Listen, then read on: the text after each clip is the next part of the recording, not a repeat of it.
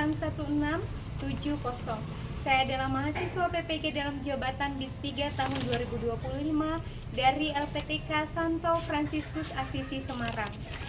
Pada kesempatan ini, saya akan melaksanakan praktik pembelajaran sebagai bagian dari penilaian uji kinerja.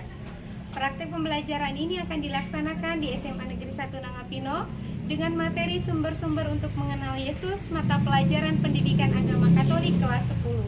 Demikian perkenalan saya, terima kasih.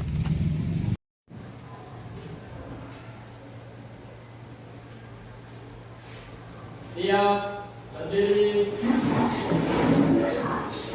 beri salam.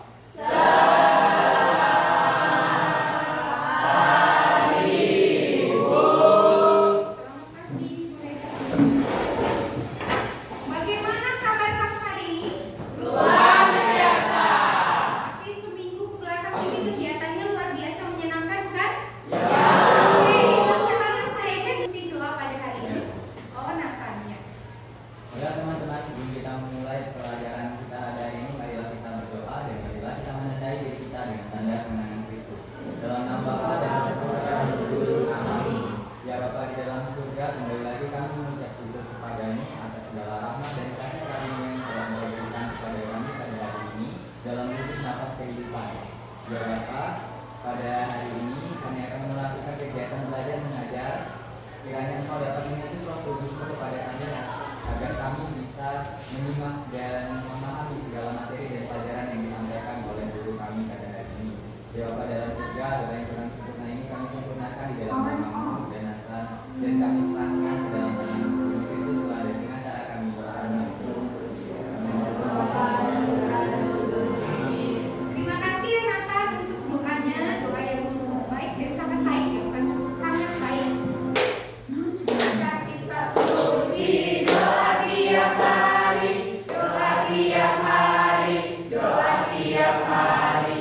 Baca kitab suci, doa tiap hari. Kalau mau tunggu, kalau mau tunggu, kalau mau tunggu.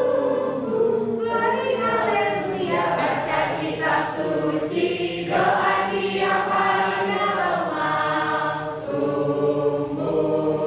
Oke, silakan duduk.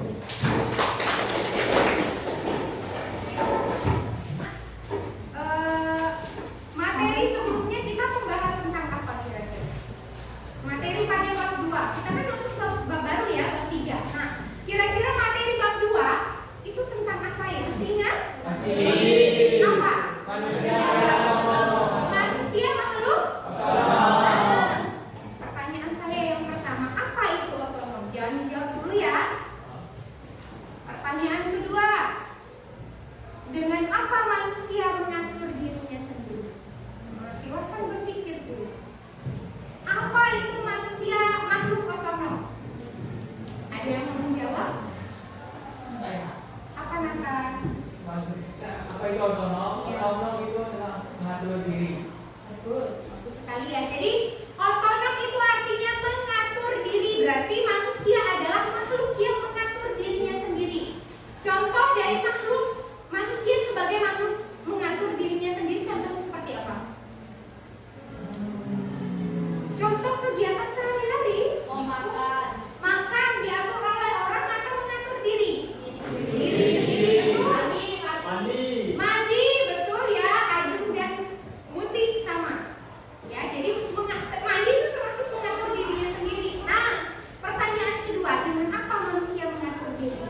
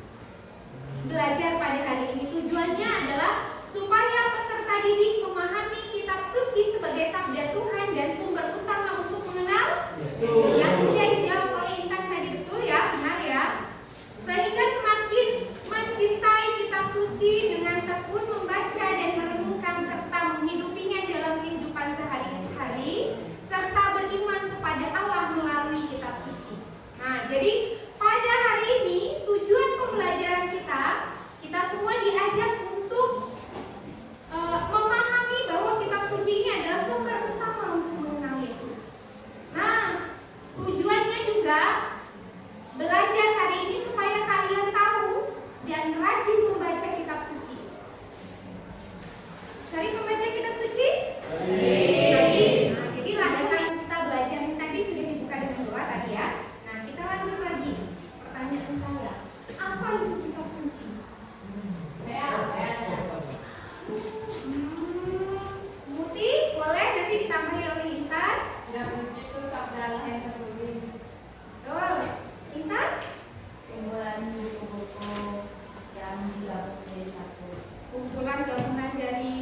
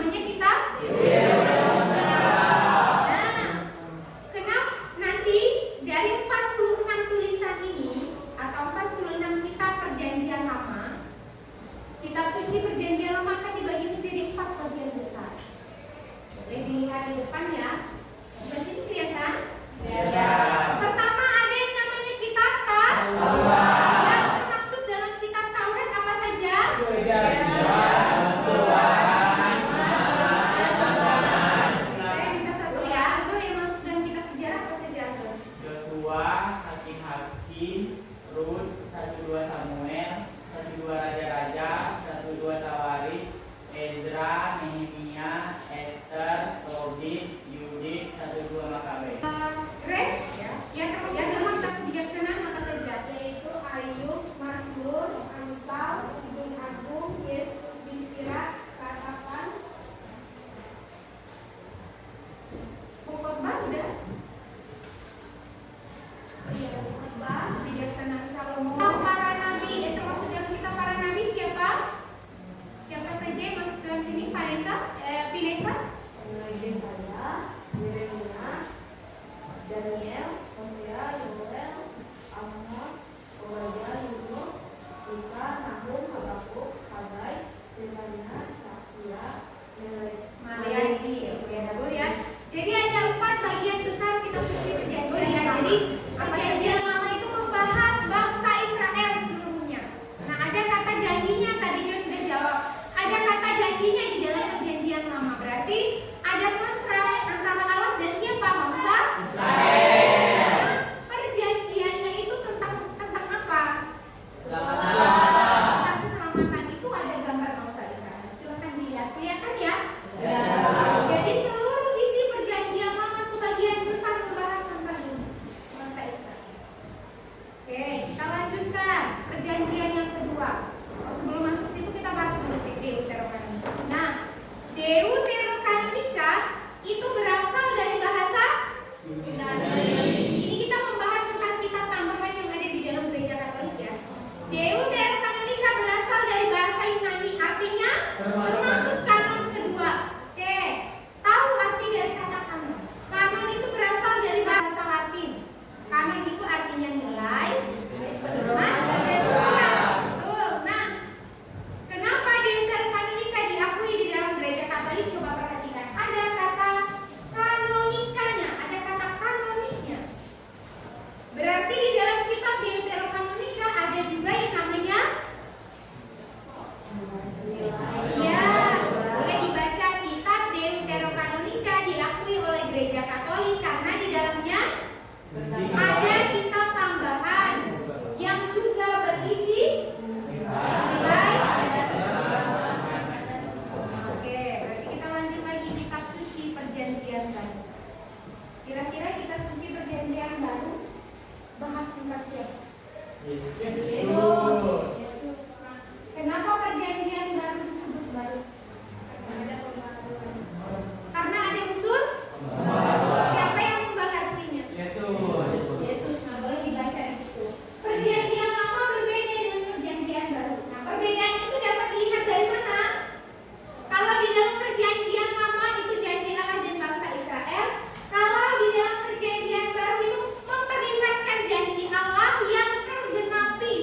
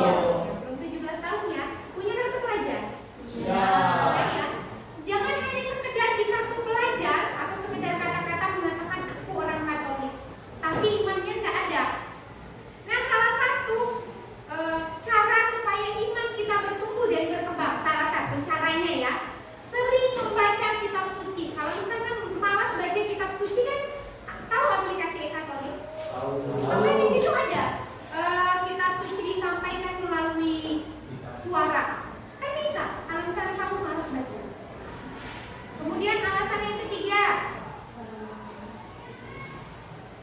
kitab suci itu adalah sumber iman dari gereja Katolik. Nah, karena kitab suci adalah buku gereja, buku iman, kitab suci adalah sabda Allah dalam bahasa manusia. Gereja menerimanya sebagai suci dan ilahi karena di dalamnya mengandung sabda Allah. Dari sabda itu, kitab suci bersama tradisi merupakan tolak ukur tertinggi dari iman gereja. Jadi, kitab suci itu adalah sumber imannya gereja karena di dalam kitab suci ini berisi tentang sabda Allah. Yang terakhir, karena melalui kitab suci kita semakin dipersatukan diri dengan saudara-saudara kita atau dengan gereja-gereja lain. Oke, sekarang silakan membagikan kelompok dalam 4 kelompok ya. Nathanael, kemudian Marga, ini satu kelompok. Rian, John dan Intan satu kelompok. Silakan kalian baca dulu artikel yang saya. Silakan keluarkan HP-nya. Silakan cari artikel itu ya. Silakan masing-masing kelompok untuk menjawab, nanti akan ada presentasi ke depan ya. Boleh menggunakan HP-nya untuk mencari jawaban-jawaban. Iya, di situ aja di muka situ ya.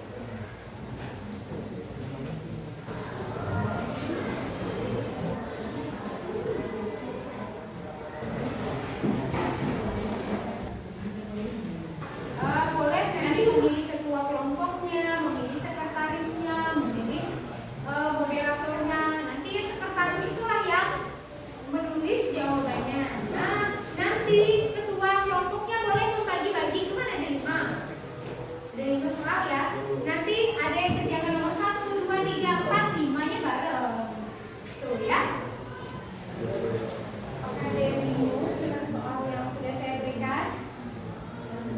Aman ya? Kelompok 2 aman, kelompok 1 aman, kelompok 3 tidak ada yang bingung. Oke, apakah semua kelompok sudah selesai? Kita beri kepada kelompok 2 untuk mempresentasikan hasil diskusi. Silakan kelompok 2. Selamat kami dari kelompok 2. Nama saya Berita Biasa. Nama saya Jonathan Mulia. Nama saya Gracia Putri Apriani. Saya Erni. Oke, jadi kami di sini ingin mempresentasikan hasil jawaban kami. Jadi berdasarkan tugas yang Ibu Upi tadi berikan, kami disuruh untuk mengidentifikasi masalah yang ada pada artikel ini. Lalu kami harus menjawab beberapa pertanyaan, diantaranya sebagai berikut. Yang pertama, bagaimana tanggapan kalian terhadap artikel di atas? Jawaban dari kami adalah kami merasa senang dan ikut bahagia serta terinspirasi untuk ikut membaca firman Tuhan setiap hari.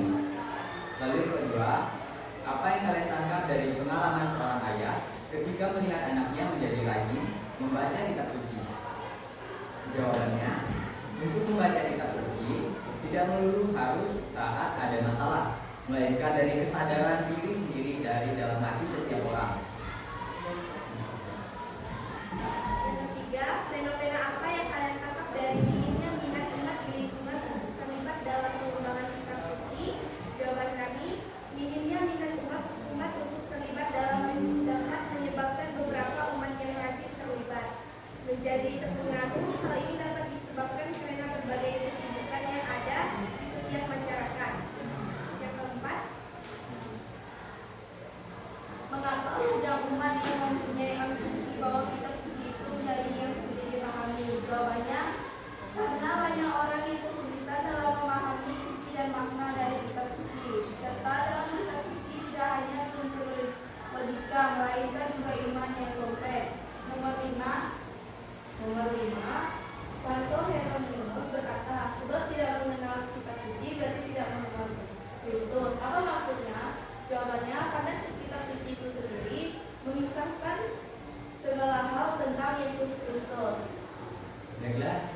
presentasi dari kelompok kami. Izinkanlah kami menutup presentasi pada hari ini. Sekian dari kami, terima kasih dan selamat pagi.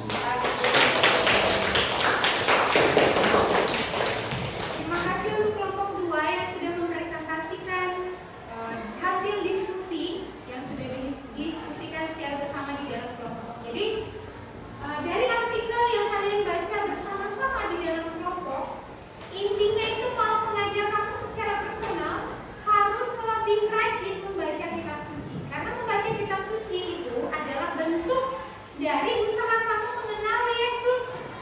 Kamu berusaha keras nggak mengenal orang yang kamu suka? Ya. Punya pacar tidak? Ya. Ada yang sudah, ada yang punya. Bagi yang sudah, kamu secara pribadi berusaha keras nggak untuk mengenal dia? Ya. Nah, sama dengan Yesus, ya. Jadi kalau kamu cinta, kemudian kalau kamu mengasihi, kalau kamu suka dengan figur Yesus atau sosok Yesus, maka wajiblah membaca kitab suci. Oke. Untuk tugasnya, ya. Untuk tugasnya, silakan buat refleksi. Buat refleksi dari pernyataan nomor 5. Ya. Buatlah refleksi tentang pernyataan nomor 5. Dibaca soal nomor 5 tentang apa? Santo Hieronymus berkata, sebab tidak mengenal kitab suci berarti tidak mengenal Yesus. Nah, silakan buat refleksi. Pertanyaannya ada 4 pertanyaan penting. Yang pertama, bagaimana pandanganku terhadap kitab suci selama ini? Nomor 2,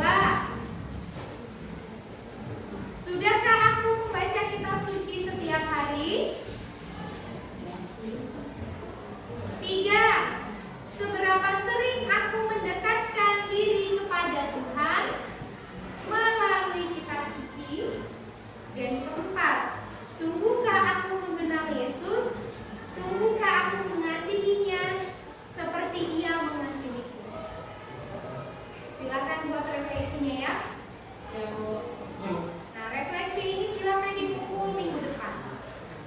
Setelah itu, karena kalian kan punya agendanya ada, silakan membuat slogan atau iklan isinya mengajak teman-temanmu yang ada di media sosial itu untuk rajin membaca kitab suci. Itu yang pertama.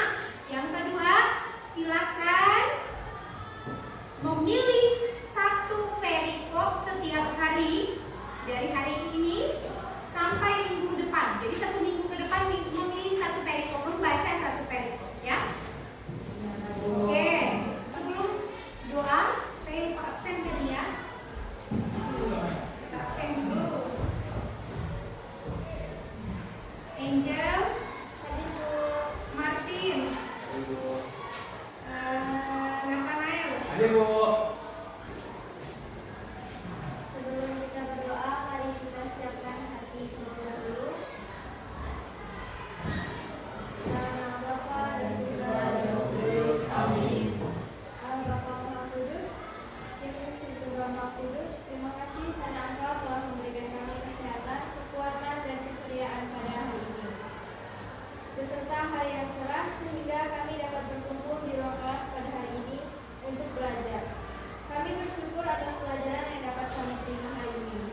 Semoga Roh Kudus-Mu menyertai pikiran kami agar kami dapat mengingat pelajaran pada hari ini, agar menjadi bekal kepada kami untuk masa depan kami.